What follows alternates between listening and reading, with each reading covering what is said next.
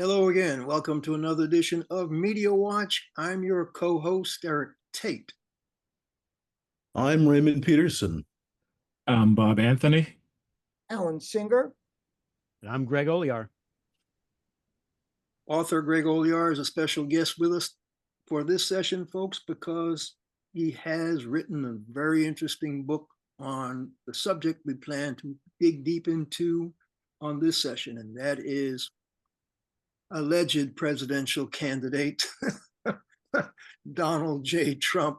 Before we roll into that, we're taping this the Wednesday before what would be our normal Monday air on Manhattan Neighborhood Network, being brought to you by the good graces of EVT Educational Production and Zoom's capabilities. It's Wednesday, October 23rd. Alan, kick us off with a significant passing as far as my concern is, and I think nationally, but most folks won't remember, but bring it to the attention. In 1957, the Supreme Court ruled that Little Rock, Arkansas had to desegregate its high schools. And it was a major ruling, and it was a very important event because the governor of Arkansas called out the National Guard to prevent it. And President Eisenhower nationalized the National Guard to enforce it. One of the there were 8 Black students who were sent into a vacant school because none of the white students showed up. One of them was a woman named Thelma Mothershed Wair. And she recently died at the age of 83. And she was very, very brave. Those young people were brave to go into that circumstance. But what impressed me the most about her is she later went to Southern Illinois University. She got a bachelor's and a master's degree, a bachelor's in home economics, a master's in guidance counseling. And she became a teacher, an elementary school teacher, and a guidance counselor in the East St. Louis school system. So this is a woman who, as a teenager, did this really brave thing, got an education, and then committed her life to making conditions better for other young people. Her education was dearly fought for because the vitriol of those crowds in front of that high school, if you go back and look at any of the file footage, bravery to the nth degree when you look at what was going on. So I'm glad we're making note of that. The racism that was spewed at those students, we seem to be trying to turn the clock back now because of all this craziness that the MAGA guy who came down the escalator calling people rapists and telling folks that they're sending their worst to us, and who is now calling those same immigrants who are trying to get here vermin and using that kind of language. Donald Trump is now on the top of the ticket for the Republican Party again.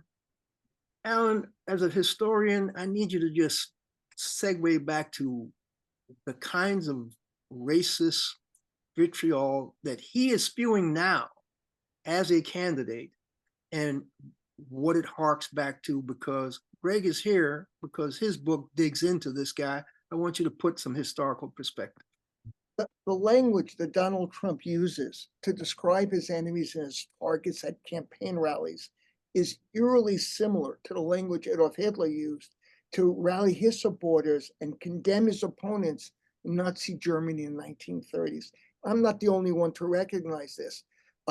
Former General Miley, who was the head of the Joint Chiefs, during Trump's administration, accused him of being a fascist. Former General Kelly, who was Trump's chief of staff, accuses him of being a fascist. Trump describes his opponents as radical left thugs who live like vermin, and he threatens to use the military to imprison them once he's elected. Now, in Nazi Germany, Hitler called Democrats, socialists, and communists subhumans, Untermenschen, degenerates, undesirables, enemies of the state, states find by German is not good. Now, one of the things that's scary is that Dachau and Sachsenhausen, which were among the earliest concentration camps, were set up for Hitler's political enemies. Now, Trump has spread unfounded accusations about Haitian immigrants in Ohio who he accuses of stealing and eating people's pets. Venezuelan gangs, he claims, have taken over a Colorado city.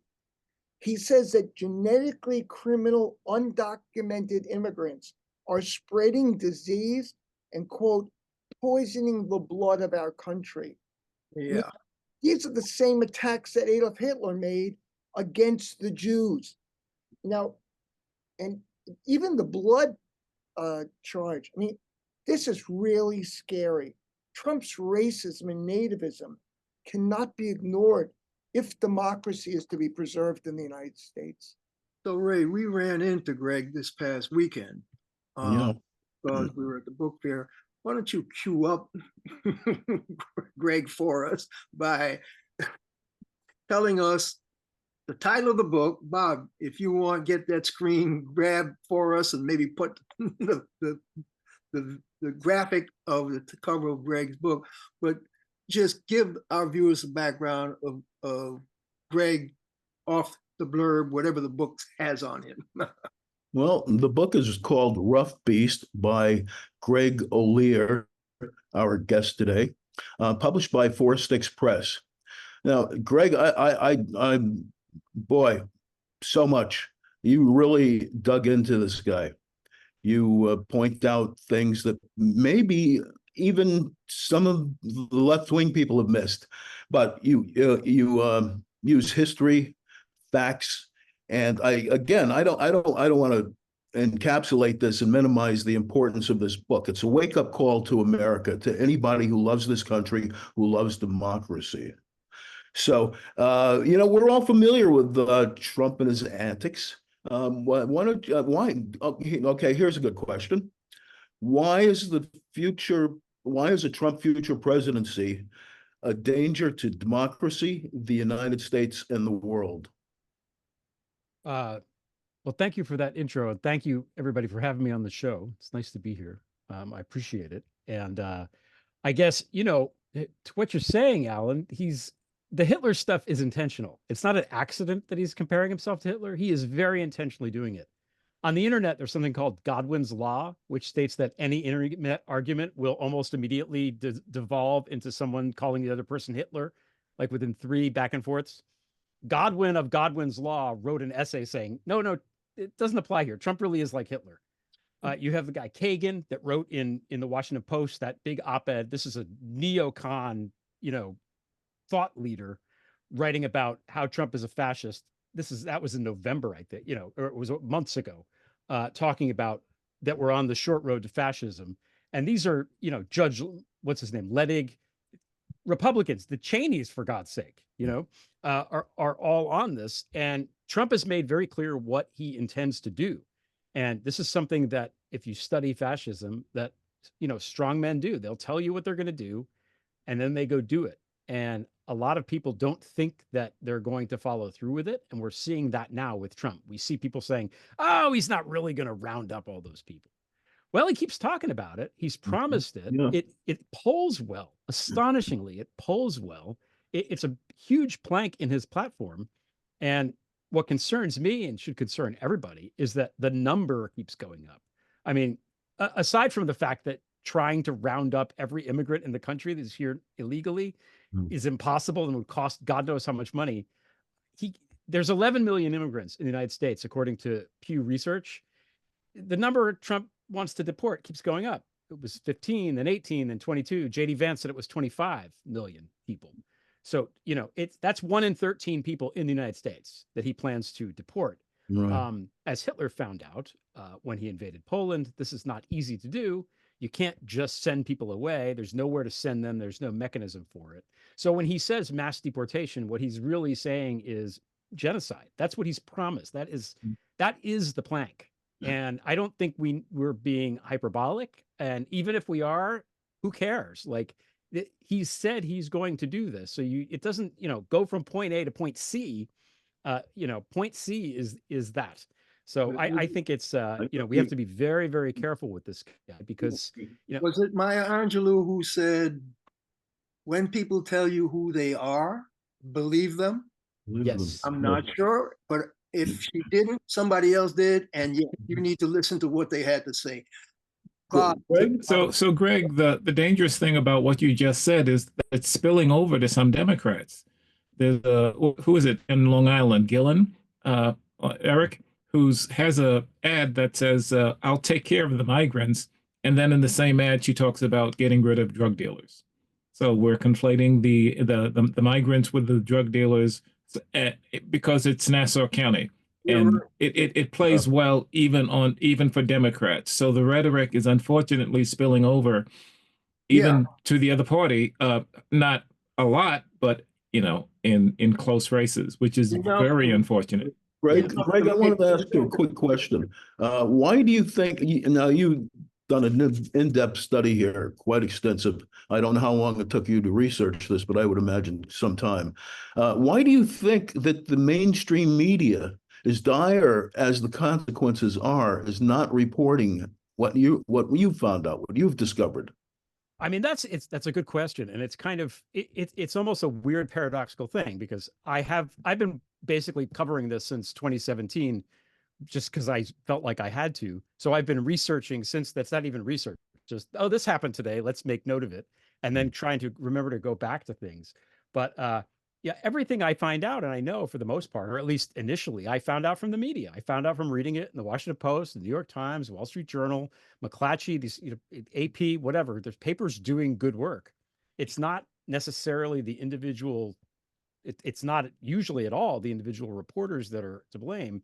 It's a sort of collective kind of, I would call it almost inertia of the entire process. So I used to work at AP. I was not a journalist. I worked as a recruiter there when I was much younger.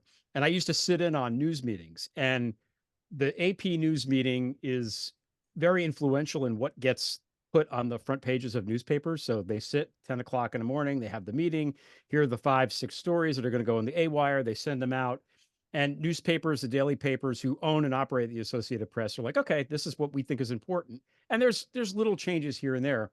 But, and not to say that AP is responsible for this, because I don't think they are, but there's an inertia to it. There's okay, well, this is a country, like Cuba is covered more in the American media than Mexico is, I think. It's just outsized important. There's certain topics that for whatever reason have outsized importance in the media. And I think with this, it's a presidential election, they have their template for how to cover a presidential election, and they're determined to just jam Trump into their usual template, even though the guy doesn't fit. He's like the Pooh Bear is eating too much honey. He doesn't fit in the template anymore. The fact that they're trying to cover this as a normal race is basically where you're getting to why it's happening the way it's happening. I will take my hat off to Peter Baker at the New York Times, because even as we were planning to do this show, he came out with a column in the Times a couple of days ago. I don't know whether it was the Weekend Times. I mean, we're on the 23rd, so it would have been like the 20th, the Sunday we were doing the book fair, where we were down there doing On Whose Shoulders We Stand On, talking about Mal Good with Randall Pinkston and Melba Tolliver, digging into why journalism isn't doing the kind of job it should be doing. But Baker's article piece, and I'm not sure whether it was by him solo, but I think the byline I read was Peter Baker. And he went down the whole litany of all the things, probably in a snapshot of what your book, Rough Beast, is dealing with, about how one of these crazy things that this man has done, been accused of, been convicted of, would have torpedoed any candidate in any party before he came down the escalator. But for some reason, he has such a hold on this group of people that he has reactivated from the early days of Willie Horton and all those other racist ads, that he was correct when he said I could stand on Fifth Avenue, shoot somebody, and my voters would not care. I heard a voter say that exact thing. He would still support him. Baker ran down that whole litany, and I'm saying to myself, okay, why is the rest of this paper not piggybacking on Peter Baker in the actual day-to-day coverage of the election cycle by saying, this is supposedly a viable candidate? We don't think so. They should be able to say that, but they're not. Bob, you were talking about, if I remember correctly, because this is all part and parcel, Greg, you mentioned J.D. Vance. Well, Elon Musk, Peter Thiel, talk to us, Bob, about this Silicon Valley 1% billionaire who are trying to buy this election. Start with Musk if you want to, whatever. I'll gladly start with Musk, and I'm going to share something that he reposted just I think a few hours ago, maybe a day ago. It fits exactly into his train of thought here. Do you see that? Hadn't come up yet, but okay. It's a repost of his opinion of the media, and I'll read it. No matter how much you hate the media, you don't hate them enough. That's Elon Musk's spin on the media. But yes, Elon Musk, I believe it's Miriam Adelson, the billionaire who owned a lot of Las Vegas properties. Peter Thiel, did you say, Eric? That's another one. Yeah. And yes, and Bloomberg did a nice story a few days ago about how the billionaires are accounting for much more of the Republican fundraising than the small the small contributions. Musk and others have assembled a coterie of billionaires, many of whom pilloried Trump in the past, but because some of his positions help them, they're willing to support Trump on the order of $500 million, much more than what's being raised by small donations. So I'm a tech journalist. I keep an eye on search on these things, and it's appalling because they're voting with their money and not their hearts. They know damn well, as Greg just said, who Trump is, yet they're willing to support him because he'll support the business policies that they need for their companies. Talk to us about Musk's latest offer. His $1 million offer, which he actually paid off. Yes, he offered $1 million prize and smaller prizes for those who donated or signed up for the American PAC, the America PAC, which he founded for super far-right positions. And he actually paid out $1 million, I think, to 2 people so far who didn't know it was coming. Yeah, it's supposed to be daily $1 million, and everybody else who signs the pact will get $100. Exactly. And now this is on the margins, on the very margins of election law, because obviously you can't pay for a vote. You can't pay to get people registered. And I've read a number of reports on this, and people agree that this is a gray area. They don't even marginal at all. I mean, you and I, Ray, are on the same page. This is BS. We're buying votes here. Is what we're doing. But the law is, I guess maybe Greg knows more than all of us know, is really gray here, and we'll see what he gets away with. But right now he's getting away with it, which is awful. Yeah. Alan, historically, this bit about trying to buy votes, isn't there? I don't know what the law on the books is, but there's a specific law. I don't know if you can call it up or you're familiar with it. Greg, whichever one of you guys know it, it basically says you cannot purchase anyone's vote. You cannot buy either. And one of the examples was giving them a case of whiskey, paying them money. They have specific examples of how you cannot do this. And so what you're saying, Bob, about it being a gray area, the problem with this is gray areas don't matter to people who want to buy an election, because by the time you go through the legal process of stopping it, prosecuting them, the election is come and gone, and they've already bought the votes. And Right. how are you going to turn back an election that, as I was researching this thing, I came across a quote that I had written down to go back and dig into, because when we do Media Watch, we read things from all kinds of sources. And I wrote this quote down. It had to do with the 2016 election. It said the Michigan election, whatever research organization, has documented evidence of interference in the election counting, whatever process in the 2016 elections in the state of Michigan. Write your Department of Justice if you care to have them investigate this. And so basically, there was sufficient grounds for them to say this needs to be referred to the DOJ. This is the 2016 election that Hillary Clinton, quote, lost. And people keep saying, don't be like the MAGA people and claim that that was a false election. And I'm saying nobody really investigated that election. The Democrats always go, all right, we lost fair and square. We'll make this a peaceful transfer of power.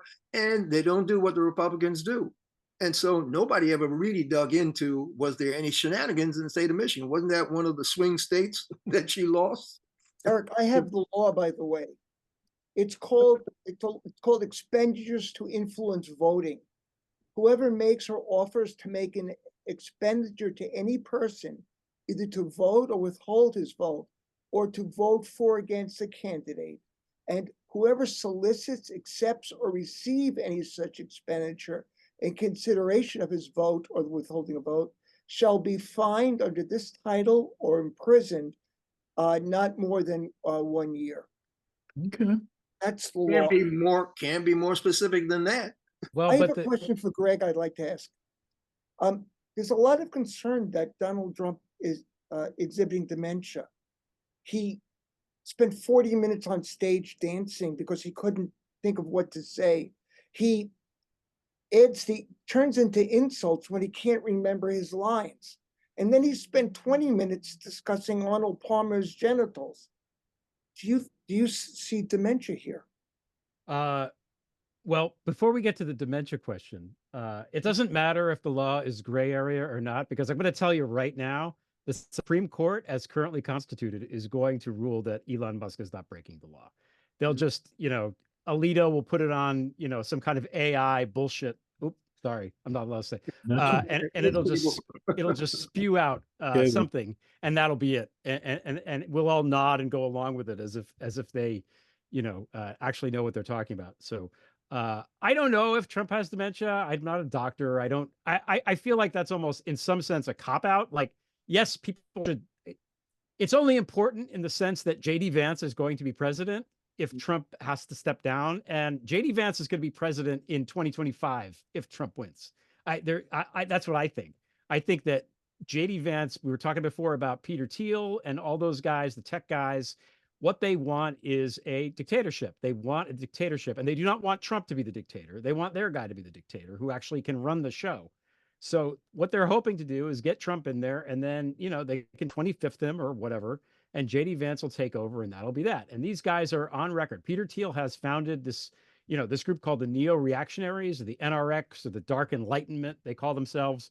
Slowly but surely, the media is starting to talk about this guy, Curtis Yarvin, who I wrote about in my book, who's kind of a thought leader in this movement. And they are, they want to break everything down. They want to just destroy the society, the government, so that, and build up something new. And I keep one of the seminal texts that these people refer back to is the Unabomber Manifesto, which you would think I'm making this up, but I'm not making this up. And in the Unabomber Manifesto, Ted Kaczynski writes that when you try to have a revolution in a country, there's two things that can happen. The first thing is that the current system is overthrown. And the second thing is that your utopian dream is achieved. The second thing is almost never achieved, but the first thing always is. And that's what these guys believe, and that's what they're trying to do. And I feel like it's really, really important for people to connect the dots to Thiel and Yarvin and Vance and that group, because it's very important. It also ties into Leonard Leo, who is the guy that basically runs all these dark money groups and has picked, 5 of the 6 bad, and is friends with the 6th. As always happens when we're having a discussion this vibrant, we blaze through the time. So we have about 2.5 minutes left. I didn't realize it had gone that quickly. People, as you just said, need to zero in on Peter Thiel and the J.D. Vance cabal. We need to make sure that folks understand that these people are not trying to win an election to continue a democratic process, which is exactly what Greg just said. I'm echoing what he said. They want to destroy any attempt at turning this country into a true democracy, one person, one vote, that vote being counted properly and fairly. And their game plan is no. It was founded as an oligarchy for white landed males. We're going to make it an even greater oligarchy for rich 1%ers to do as they feel and see fit. And so that's my closing argument on why Donald Trump and J.D. Vance do not need to be put into the White House. With the little time we have left, is there anything that we should alert our people to about what's going on in the world? I don't think there's enough time. He just lies. That's the other thing. Everything. Central Park 5 are now suing him because he claimed that they confessed and that the woman died. Well, 1, the woman didn't die. 2, they didn't confess. 3, they were exonerated because there was DNA evidence that someone else did it who then confessed. And Donald Trump had actually launched a resurrection of the death penalty because he wanted these men dead. They are now suing him for defamation. I mean, more suits. With that note, this is our program on Watch on why Donald Trump should not be elected president of the United States, because he's a major detriment to the country. And on that note, thank you for joining us, folks. This has been Media Watch. I'm your co-host, Eric Tait. I'm Raymond Peterson. I'm Alan Singer. Right. I'm Bob Anthony. Catch up to us at Media Watch EVT on YouTube. Catch up to Greg and his book, Rough Beast, on Amazon and elsewhere. And we rarely use it, but I'm going to use the Media Watch EVT Twitter handle to give you a link to Greg's book and to the Easton Book Festival where we met him. Thank you. Greg, thank you very much. Oh, thanks for having me. This was great. And folks, we'll catch you the next time.